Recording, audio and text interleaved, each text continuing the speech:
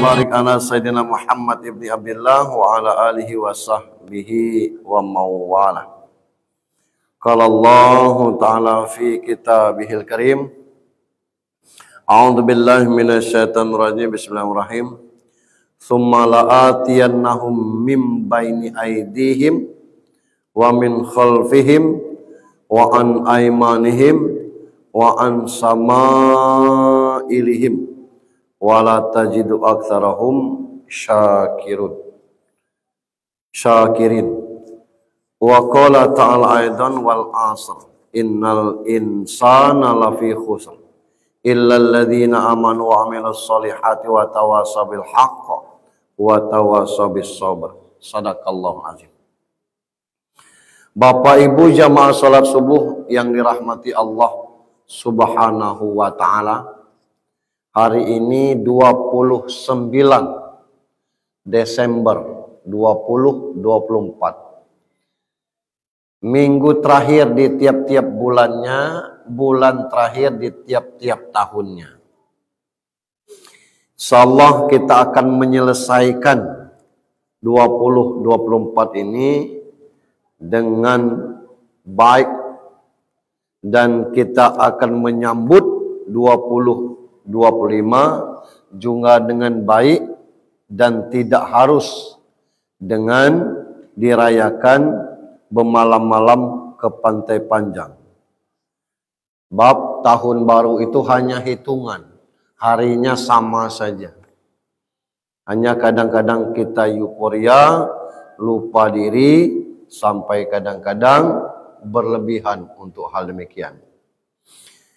Kemudian kita juga bersyukur kepada Allah Subhanahu wa taala menutup 2024 ini kita masih sempat mengadakan pengajian secara rutin di masjid yang kita cintai ini. Perkara jumlah jamaah yang datang 100.010 itu ada pada masing-masing diri kita. Sebab pengantar kita tadi surat Al-A'raf ayat 17. Tsumma la'atiyannahum min baini aydihim wa min khalfihim wa an aymanihim wa an samailihim. Kata iblis, aku pasti akan mendatangi mereka, tapi tidak pakai gas. Aku pasti akan mendatangi mereka, guys. Tidak. Dari depan, dari belakang, dari kanan, dari kiri. Jadi iblis akan mendatangi kita, mengganggu kita, menghambat kita, depan, belakang, kanan, kiri. Kalau musuh ini nampak, lemak kita berhijau, tidak kuat, kita pakai alat, tidak mempan, ya kita lari. Ini musuh ini tidak nampak. Kalau misalnya berdebat, kita tidak sanggup, ya jangan dilawan.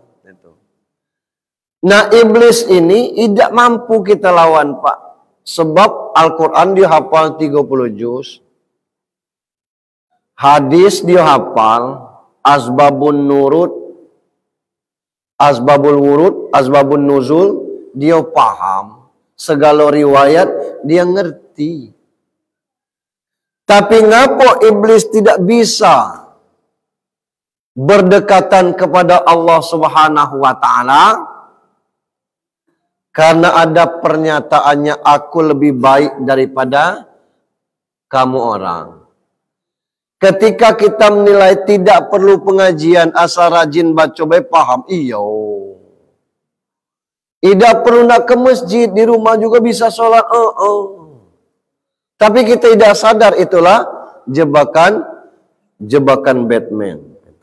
Alhamdulillah kita bisa menunaikan subuh secara berjamaah di pagi ini dengan insya Allah baik. Salam dan salawat untuk junjungan kita Nabi besar Muhammad sallallahu alaihi wasallam. Bapak Ibu yang saya hormati, 114 Al-Quran itu minus satu surat, yakni surat At-Taubah. Kecuali surat At-Taubah, Allah memulai Al-Quran itu dengan kalimat Bismillahirrahmanirrahim. Kenapa tidak surat At-Taubah? Karena At-Taubah itu bercerita tentang perang. Tidak mungkin kita perang tuh, dah siap di situ, aku nak nembak, tembaklah, Bismillahirrahmanirrahim, dor. Tidak mungkin cak itu. Bercerita tentang permusuhan. Selain itu pakai Bismillahirrahmanirrahim. Kenapa pakai Bismillahirrahmanirrahim? Padahal 99 Asmaul Husna itu. Kenapa tidak Bismillah al-Malikul Kudus? Kenapa tidak Bismillah al-Haya wal Mamat? Kenapa tidak Bismillah ar-Razuq? Kenapa Bismillahirrahmanirrahim? Karena Allah menyebutkan Dia Maha Pengasih. Yang dengan Maha Pengasihnya, tidak milih kasih. Yang taat Dia kasih, yang tidak taat Dia kasih. Yang kafir Dia kasih, yang beriman Dia kasih. Yang serius Dia kasih, yang tidak serius Dia kasih. Yang buruk Dia kasih, yang elok Dia kasih. Allah Maha Penyayang. Seluruhnya Dia sayangi makhluknya. Nah, kita dengan Rahman Rahimnya Allah, maka kita bisa hadir ke sini, insya Allah sehat jasmani, sehat rohani. Yang rusak kita ini bukan pada jasmani, bukan pada rohani. Yang sakit kita ini sakitnya dua. Menidak sakit jasmani, sakit jiwa. Kalau rohani tidak pernah sakit, Pak. Belum pernah terdengar baik dalam negeri maupun luar negeri sedang dibangun dalam skala besar rumah sakit rohani. Tidak ada. Menidak sakit jasmani, sakit jiwa gitu. Menidak Kem Yunus, kota, Terasela Umi, ke Lingkar Barat tempat kita. Kalau rohani kita tidak pernah sakit.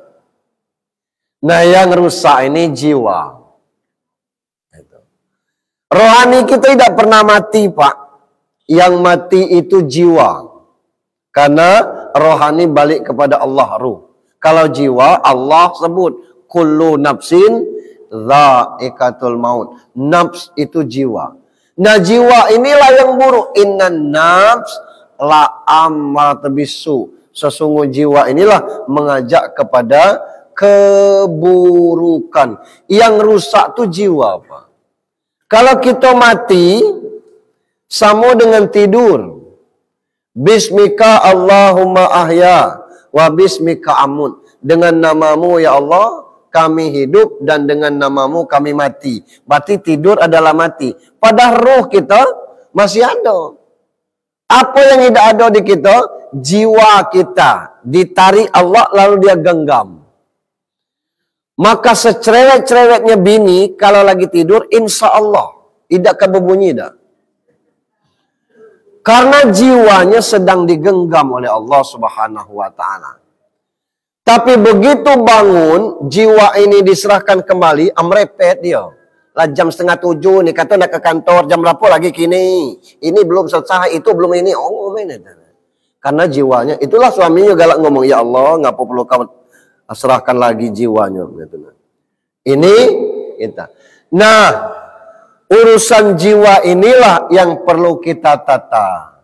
Sebab maha nilainya. Ya ayyatuhan nafsul mutmainnah irji'i ila rabbiki radiyatan mardiyah fadkhuli fi ibadi wadkhuli jannati. Hadiah jiwa yang baik itu surga.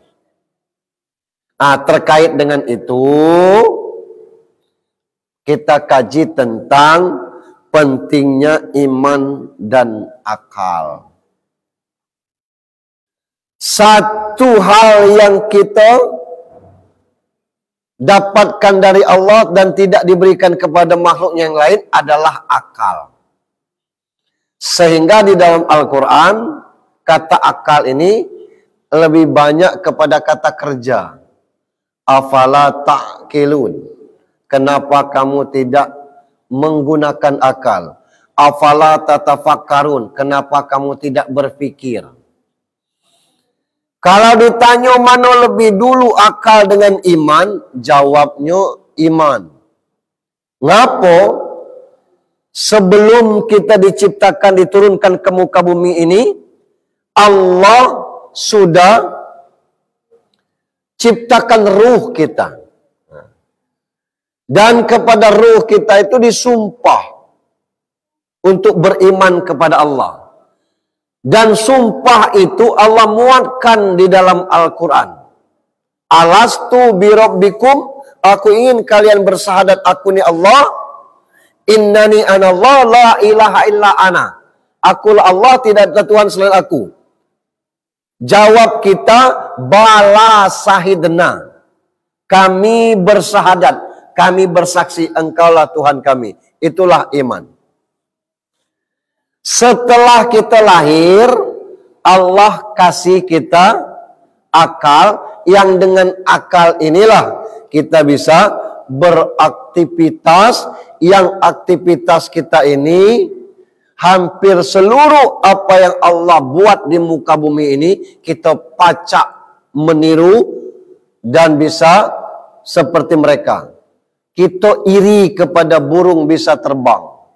Berpikir macam mana bisa terbang. Terciptalah pesawat terbang. Kita iri kepada ikan kok bisa berjam-jam di dalam laut. Berpikir lagi macam mana pacak selamat dalam laut. Muncullah teknologi kapal selam. Ini diawali oleh orang Palembang. Gitu. Ada di situ pempek kapal selam. Ini luar biasa. Aneh. Begitu juga dengan yang lainnya.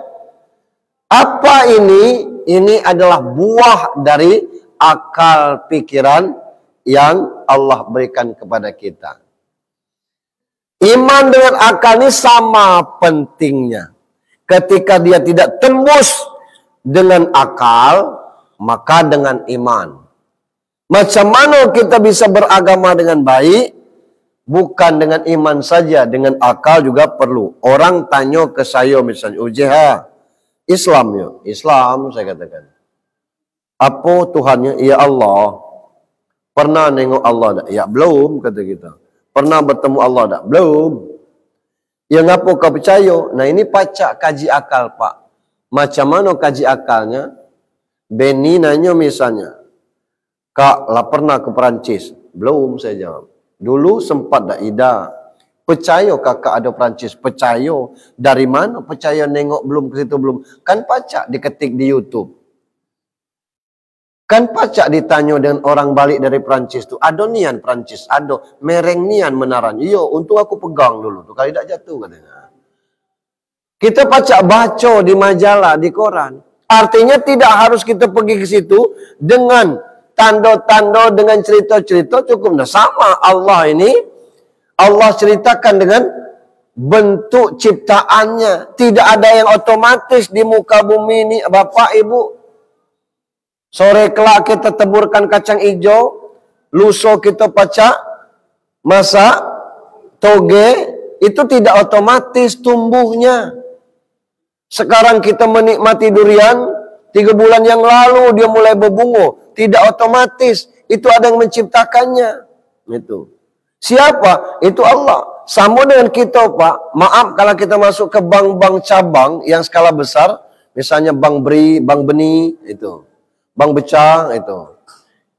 Atau bersama rumah sakit kan Tiara Sela, itu. Itu sebelum kita masuk pintunya, terbuka dewek duaranya. Kita dekat, pintunya terbuka. Kita jauh, pintunya nutup. Kita sebut itu pintu otomatis. Enggak.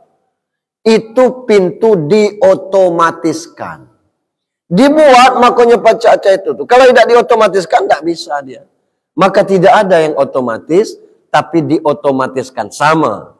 Tidak ada yang tidak menciptakan semuanya tercipta dengan sendiri, tidak ada. Itulah Allah. Ada kalanya tidak bisa kita akali, tembuskan dengan iman. Contoh Abu Bakar. Nyium Hajar Aswad itu syarat sebelum tawaf. Jangankan haji, umroh banyak orangnya. Amun nak nyium Hajar Aswad, batu kecil sebesar tinju, yang itu ditaruh di dalam sebuah lubang. Macam mana nak nyiumnya itu? Maka cukup dengan begitu kita bergerak, Bismillahi Allahu Akbar, tengok ke arah batu Hajar Aswad itu, kecup tangannya. Itu seolah-olah sudah mengecup Hajar Aswad. Abu Bakar, dia ngobrol dengan batu itu. A'lamu annakal hajar. Namun ku koye butau kuah. Bahasa Abu Bakarnya seperti itu. Aku tahu kau ni batu. Hajarul Aswad, batu hitam lagi. Kalau aku tidak nengok Nabi mencium kau ni, maaf baik aku nak cium kau. Itu kata Abu Bakar. Hadis itu Pak. Itu. Artinya yang model tidak pacak kita akali, kita imani saja. Sama dengan ruh wayas aluna ka'alir ruhul arum min amri rabbi. Macam mana kita nak nengok ruh? Kita yakin ruh kita ada, buktinya kita hidup. Hilang ruh kita diambil oleh Allah, mati kita, selesai. Itu iman.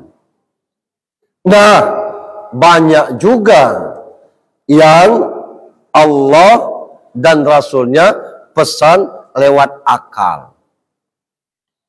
Apa itu? Kayak hadis Nabi, ajari anakmu memanah. Ngapa nak main panah? Bukan berarti kita ngajari anak kita ke lapangan itu sunnah Nabi berpanah. Tidak. Bang ngapo? Waktu itu alat perang yang paling canggih itu panah. Amun nak pakai pedang, jarak dekat. Amun pakai kujur atau tombak, ya pacak kita lemparkan paling 10-15 meter. Tapi kalau panah, itu jaraknya pacak 50 bahkan 100 meter. Andai kata dulu ada M15, 16, pasti Rasul mengatakan, ajari anakmu menggunakan M15. Tapi belum ada waktu itu. Yang ada cuma panah. Maka Rasul mengatakan ajari panah. Ada lagi hadis, ajari anakmu berenang. Di mana nak berenang? Di Mekah. Sumur yang ada sumur Zam-Zam. Di mana ada nak berenang? Di Madinah. Ada jembatan di bawahnya tidak ada air. Beda dengan kita dari Talo. Tidak pacak berenang, anyut di air alas tu kelak. Itu tu. Beda dengan kita daerah mana tu? Di mana daerah dikelilingi air besar model itu. Apalagi orang Palembang, tidak pacak berenang, tidak sampai Sopian ke sini. Anyut di Sungai Musi situ mungkin. Itu. Nah, di kelas kita ini, tidak perlu pakai hadis ini, insya Allah kita pacak berenang. Tapi apa maksud Rasul? Orang Arab pacak berenang tuh Pak, itu punya keterampilan yang luar biasa.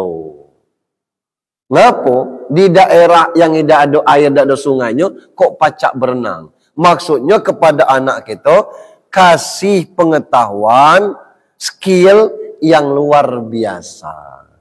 Kalau kita punya keterampilan yang luar biasa, insya Allah tidak susah cari kerja. Nah ini kita senggol dalam khutbah Jumat kemarin. 4 hal yang tidak bisa diambil orang lain dari diri kita. Pertama, skill.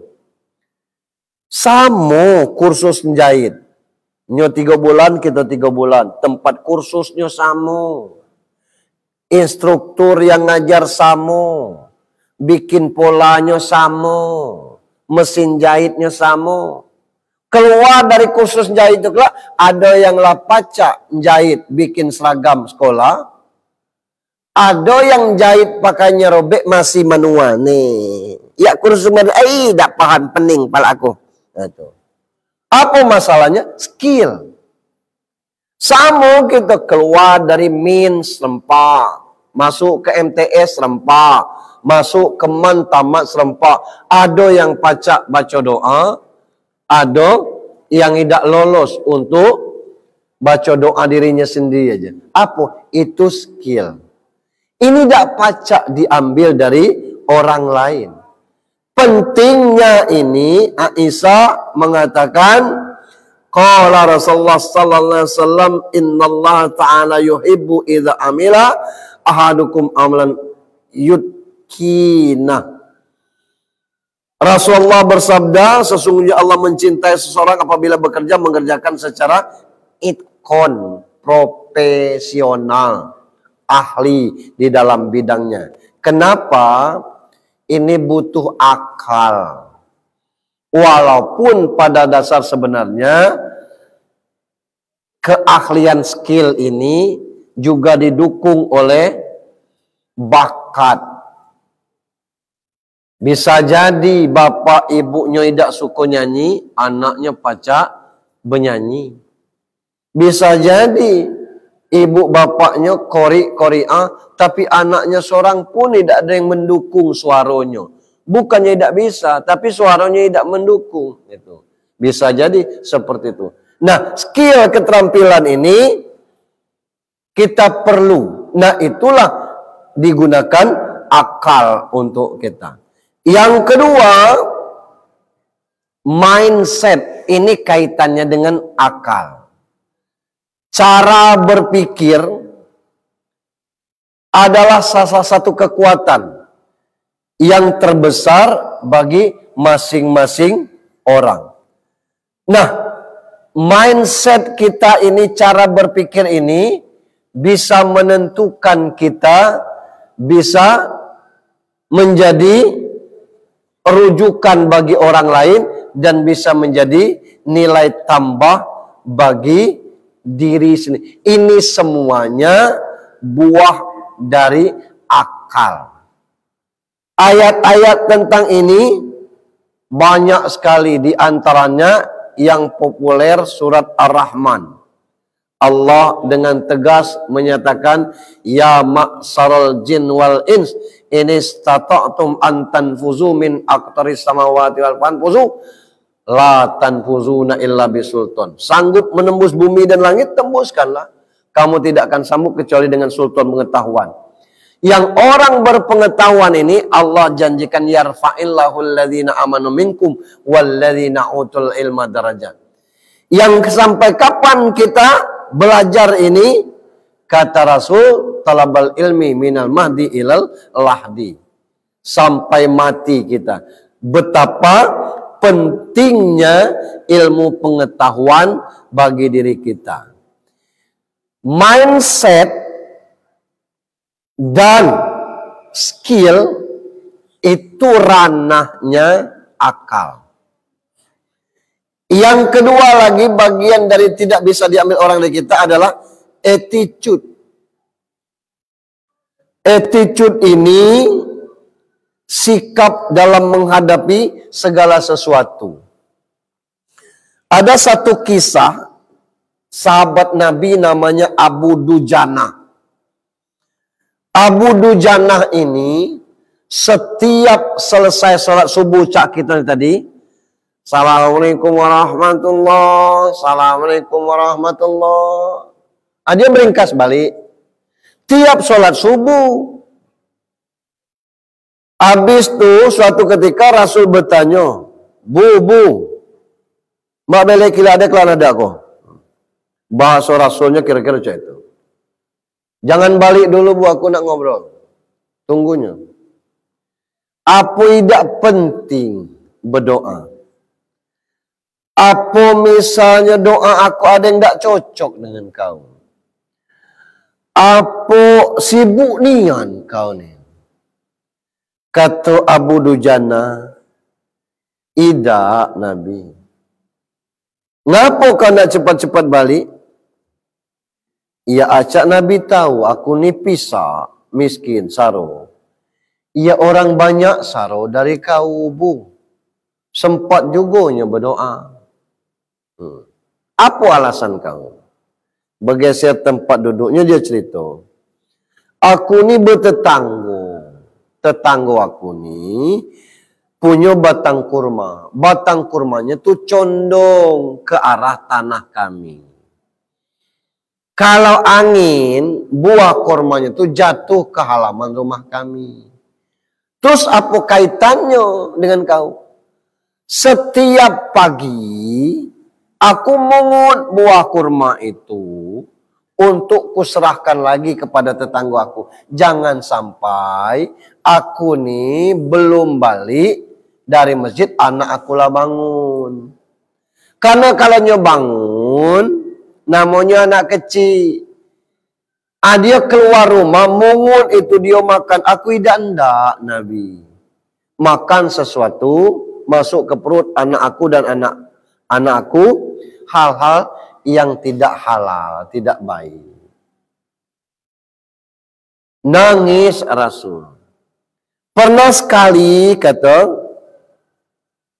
Abu Dujana, aku balik, anak aku lah bangun. Apa kata? Ionian. Dia ngunyah kurma itu dengan senang. Aku congkel dari mulutnya, ku suruh dia muntahkan.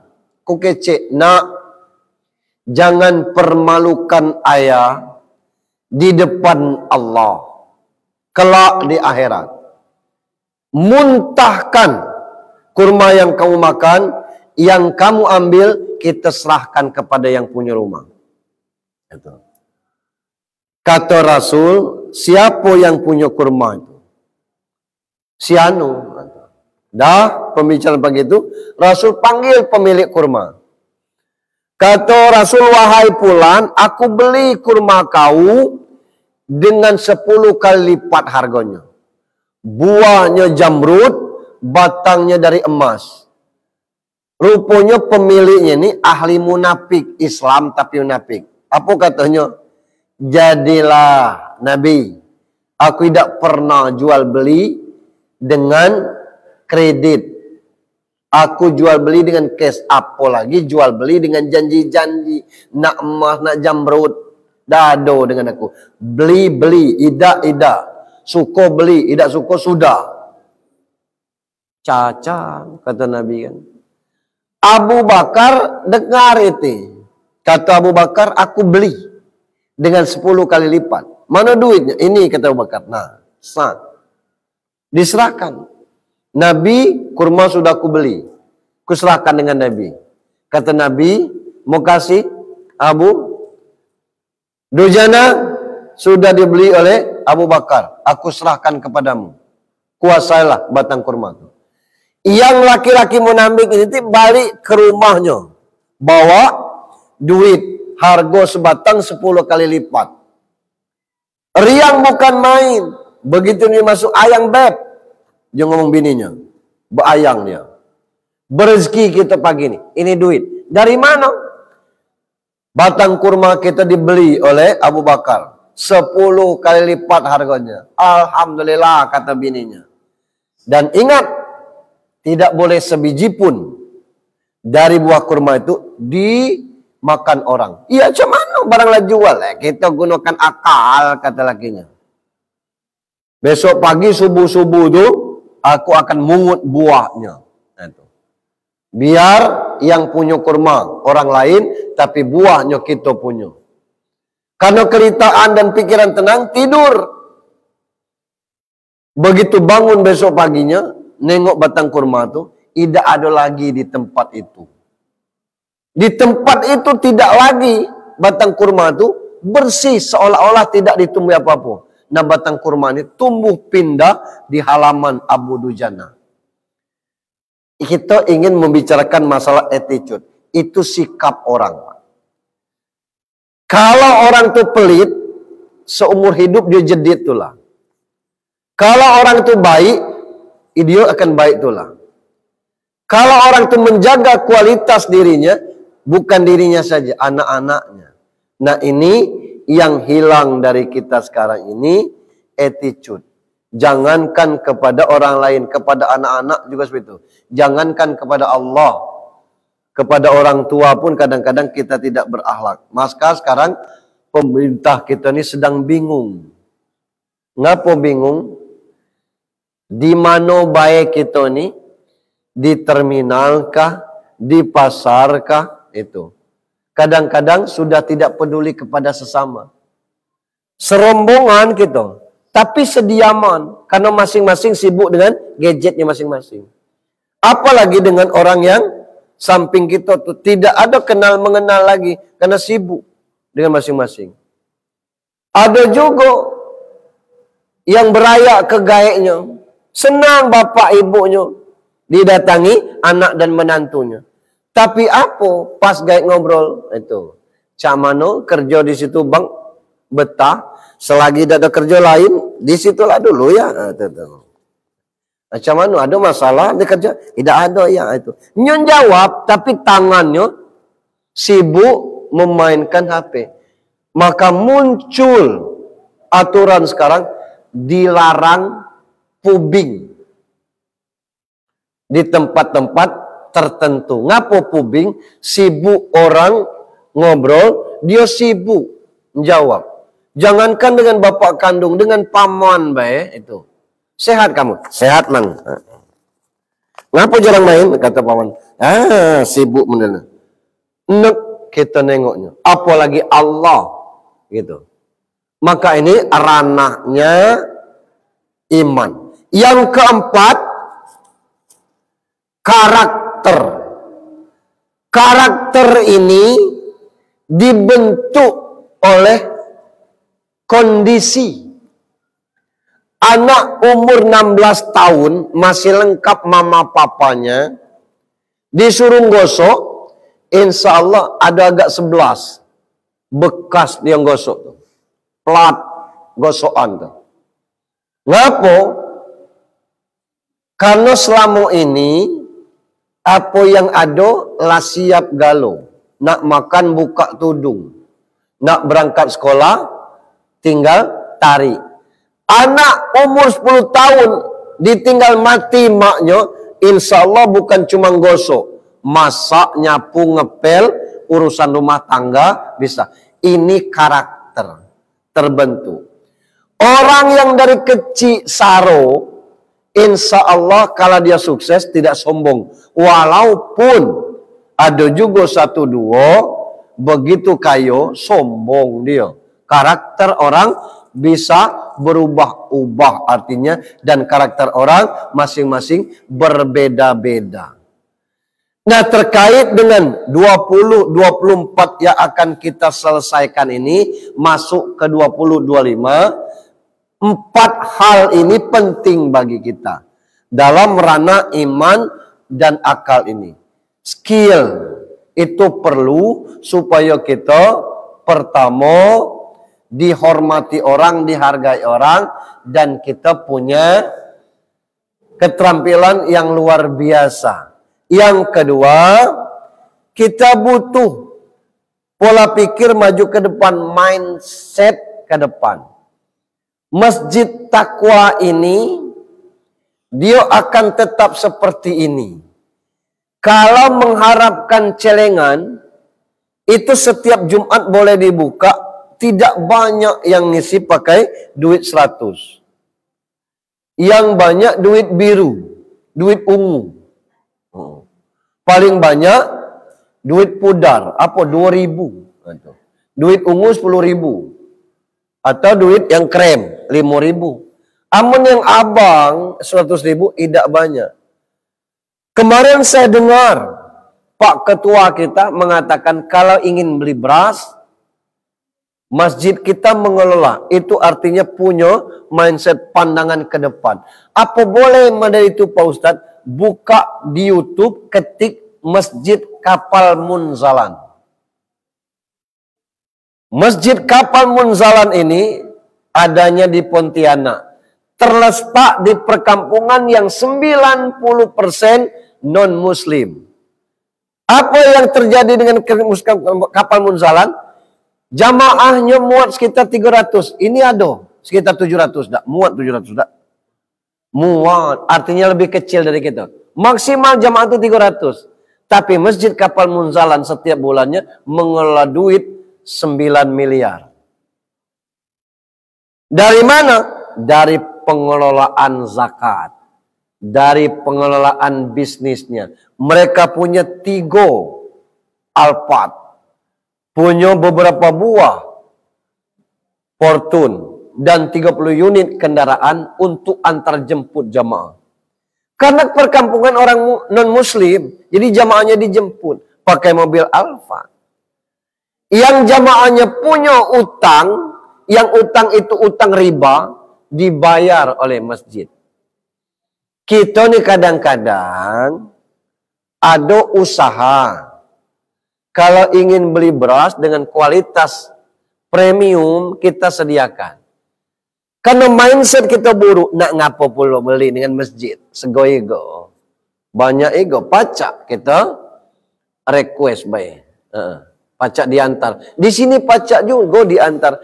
Tapi maksud saya, susah merubah mindset kita untuk itulah makanya sulit ekonomi kita maju dan pembangunan kita lambat berjalannya karena tidak ada sumber income.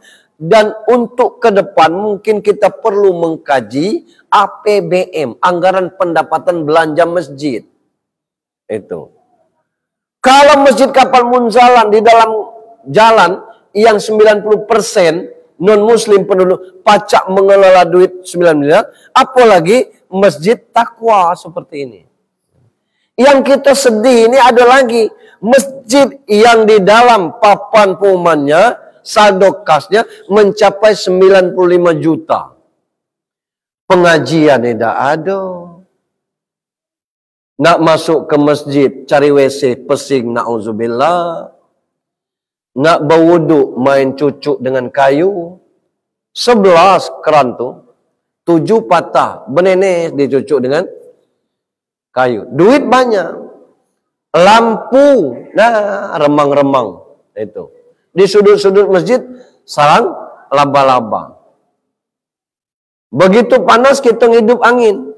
Asalnya hidup mulai. Sepanjang kita sholat. Nak nengok ke atas, kita takut sholat kita batal. Tidak nengok ke atas, kita takut lepas kipas angin itu. Kalau blower, ada seperti itu. Nah ini kondisi kita. Maka susah kita membangun masjid. Susah kita mengadakan kegiatan. Selagi kita mengharapkan dari jamaah, tidak semua jamaah kita ini mampu mau berimpak bersedekah. Tapi kalau kita punya pemikiran macam mana dengan memberdayakan potensi yang ada, insya Allah itu bisa dijadikan sumber. Sampai di sini dulu sementara. Ada pertanyaan? Kita ada sisa 10 menit lagi sampai ke imsak.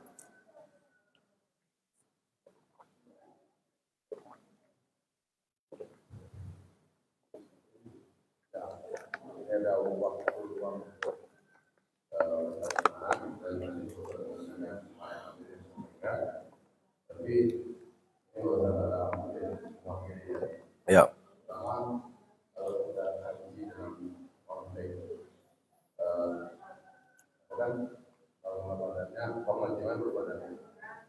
Kalau kita banyak tempat bisa bilang banyak mengolah soal masjid segala macam. Tapi ini kan banyak juga kita ini tidak pernah menyatu dalam konteks konsepnya. Tidak ada yang tidak orang yang ada dewan masjid.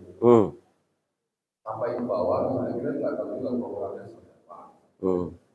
Jika jamaah biasa yang disediakan itu kan pada usaha masih pengurusannya nggak amanah.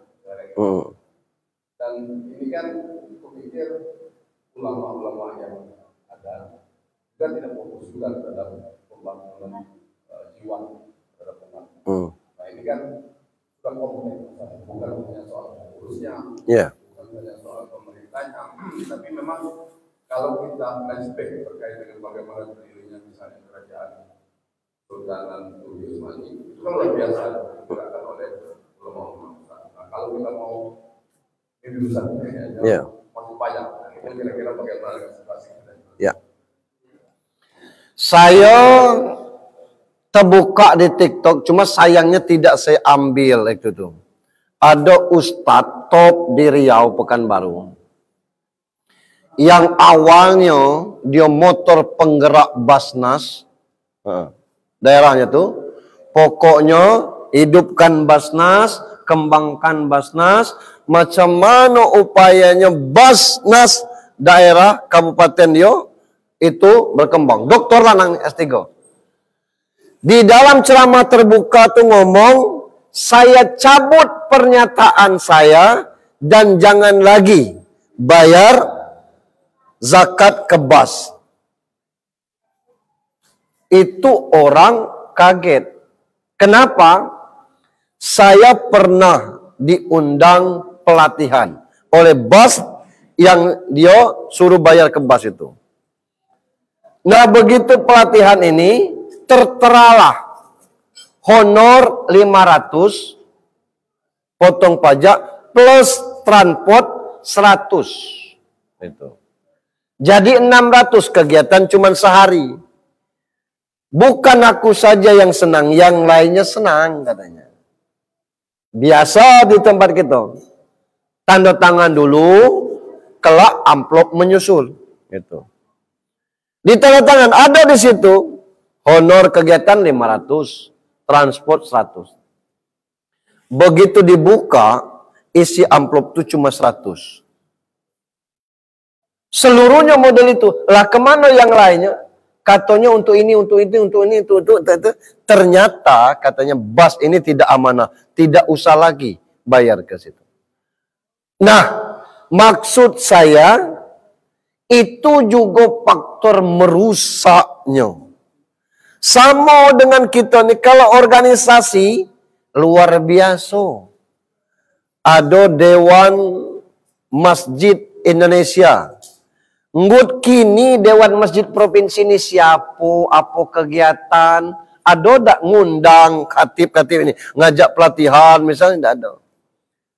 Saya pernah ngitung-ngitung, andai kata 300 jumlah masjid, jumlah duit terkumpul hari Jumat 300.000 aja.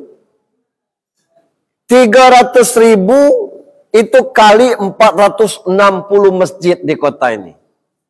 Kalau tidak salah berkisar sekitar sekian ratus juta. Kalau sebulan itu mencapai 500 miliar. Jadi 300 itu kali 400 sekian kali 138 atau berapa tuh? Saya lupa hitungannya. Sebulan tuh 138. 300.000 per masjid. Kalau masjid raya itu kan 4 juta, 5 juta sejumat tuh. Masjid Taqwa itu juga model itu. Nah kita ratukan by 300. Kali 460, totalnya seminggu itu 138. Kalau itu digabungkan 4 minggu, jadi 500 jutaan, lebih kurang. Setengah miliar itu, lah pacak bikin musola 10 kali 10. Artinya potensi duit dari masjid ini luar biasa. Tapi mau tak duit itu dikelola oleh misalnya bank yang amanah, sehingga semua masjid itu akumulasi tentang dana ini sebatas keberkeluargaan. Tapi ini tidak, duit itu masing-masing dikelola oleh masjid, dan bahkan masjid yang tidak bisa mengelolanya itulah ditabung di bank. Entah berapa ratus juta, berapa miliar duit itu termasuk di bank. Mohon maaf, termasuk masjid-masjid besar provinsi. Masjid Raya Baitul Izzah tuh mungkin untuk operasionalnya besar juga, tapi duit yang mencapai 700 juta itu untuk apa itu tuh? Tidak tahu kita manfaatnya. Nah, ini juga menjadi kendala kita. Tapi kita tidak berkaca kepada hal yang demikian. Kita berharap bahwa jamaah kita ini dengan pola kita yang terbuka. Kan tiap Jumat saldo kita sekian. Ada yang sampai minus saldo dan sebagainya. Tapi kegiatan tetap berjalan. Ini sesuatu yang luar biasa maksud saya. Maka kalau kita nak kondisikan dengan masalah ulama yang ada, ulama ini juga macam-macam kadang-kadang. Dan bisa kita bentuk melalui itu. Sampai sekarang, mohon maaf, ada salah satu ustadz yang sudah levelnya nasional, sekarang tidak dihargai orang. Ngapo? Itu. Punya duit berapa Pak? Itu. Bawa 100. Buka dompet. Sangat ditarik. Gelang berapa Pak? 5 gram. Sangat ditarik. Nah sekarang tidak lagi orang bersedekah dengan pola yang seperti itu. Karena mengapa? Ternyata ya, yang bersangkutan makmur hidupnya. Bukan kita suuzon kan? Itu.